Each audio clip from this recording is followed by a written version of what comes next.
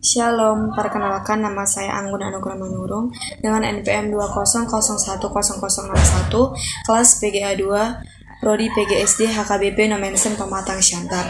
Di sini saya akan menjelaskan dimensi pembelajaran bahasa di kelas tinggi. A. Pengertian hakikat pembelajaran di kelas tinggi. Model dimensi belajar merupakan metafora tentang bagaimana otak bekerja selama orang belajar. Dimensi belajar ini terdiri dari atas 5 tipe berpikir yang bersifat interaktif, yaitu sikap dan persepsi positif terhadap belajar, pemorelehan dan pengintegrasian pengetahuan, perluasan dan penghalusan pengetahuan, penggunaan pengetahuan secara bermakna, dan kebiasaan berpikir produktif. Pembelajaran yang menggunakan pendekatan model dimensi belajar adalah pembelajaran yang menggunakan dimensi-dimensi belajar itu sebagai premis pembelajaran. Pembelajaran yang berpusat pada 5 dimensi itu niscaya akan memberikan hasil yang lebih baik. B. Model dimensi pembelajaran. Yang pertama, mengembangkan sikap dan persepsi positif. Mudah untuk dipahami bahwa sikap dan persepsi belajar sangat mempengaruhi proses belajar. Sikap dapat mempengaruhi belajar secara positif, sehingga belajar menjadi sangat sulit. Ada 2 kategori sikap dan persepsi yang mempengaruhi belajar. A. Sikap dan persepsi tentang iklim atau suasana belajar, dan B. Sikap dan persepsi terhadap tugas-tugas kelas. Guru yang efektif memberikan penguatan terhadap kedua kategori itu dengan teknik yang jelas dan sesuai. Guru seyogiannya membantu menumbuhkan sikap dan persepsi siswa yang positif terhadap iklim belajar dengan menekankan aspek-aspek internal siswa atau suasana mental yang kondusif daripada aspek-aspek eksternal. Aspek-aspek internal ini meliputi 2 hal, yaitu yang pertama, penerimaan oleh guru dan teman sekelas atau kontak mata, penguatan, dan lain-lain, dan yang kedua, kenyamanan suasana fisik di dalam kelas atau perabot yang nyaman, aturan-aturan yang menyenangkan, dan lain-lain. Yang kedua, belajar untuk pemerolehan dan pengintegrasian pengetahuan. Ahli psikologi kognitif memandang belajar sebagai proses interaksi yang tinggi dalam membangun makna secara personal dari informasi yang diperoleh dengan pengetahuan yang sudah ada menjadi pengetahuan baru.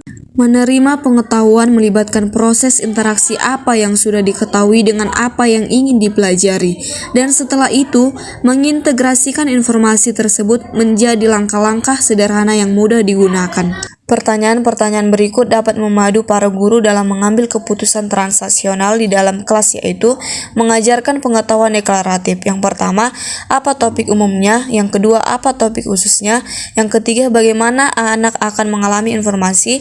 Yang keempat, bagaimana anak dibantu mengkonstruksi makna? Yang kelima, bagaimana anak dibantu dalam pengorganisasian informasi? Ketiga, pengetahuan prosedural.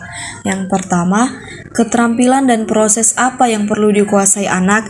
Yang kedua, bagaimana anak dibantu mengkonstruksi model. Yang ketiga, bagaimana anak dibantu dalam pembentukan keterampilan atau proses. Keempat, perluasan dan penghalusan pengetahuan. Pada dimensi ini, aspek-aspek belajar melibatkan pengujian apa yang diketahui agar mencapai tingkat yang lebih dalam dan analitis. Kegiatan memperluas dan memperhalus pengetahuan ini dilakukan dengan A. Comparing atau identifikasi dan artikulasi hal-hal atau benda-benda yang mirip dan berbeda. B.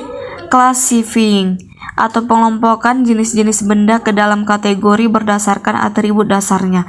C. Inducing atau pendugaan prinsip-prinsip atau generalisasi yang belum diketahui dari observasi atau analisis. D. Deducing atau pendugaan kondisi yang belum ternyatakan dari prinsip-prinsip atau generalisasi tertentu.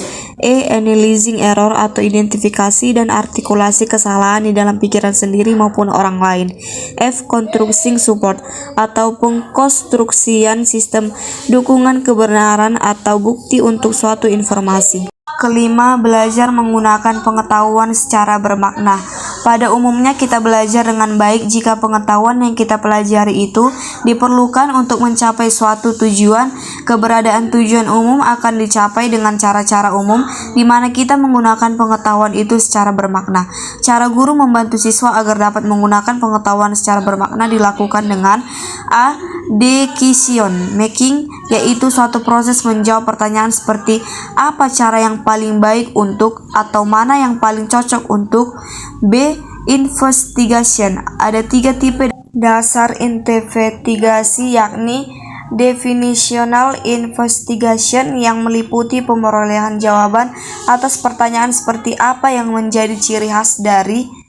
C. Experimental inquiry, yaitu proses memperoleh jawaban atas pertanyaan seperti bagaimana saya menjelaskan ini, atau berdasarkan penjelasan saya, apa yang dapat saya prediksi.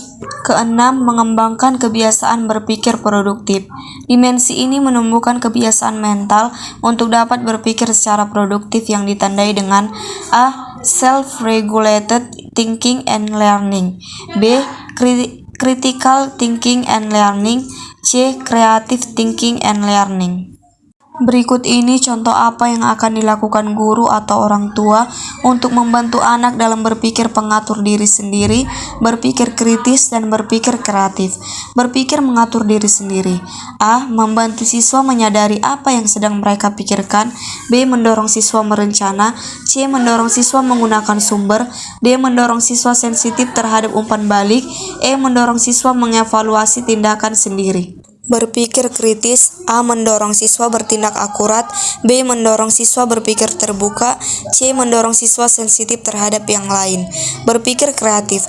A. Mendorong siswa untuk gigih menyelesaikan tugas. B. Mendorong siswa untuk menghasilkan cara-cara baru. C. Dimensi perencanaan pengajaran.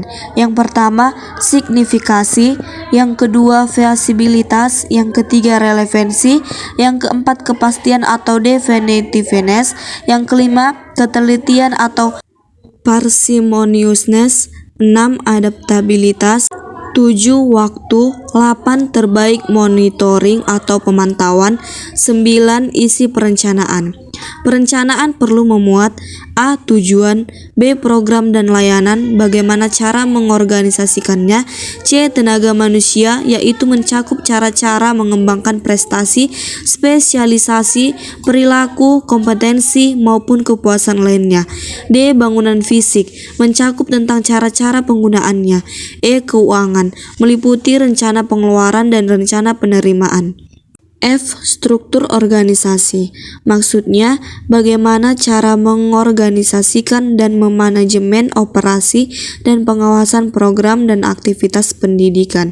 G. Konteks sosial atau elemen-elemen lainnya yang perlu dipertimbangkan.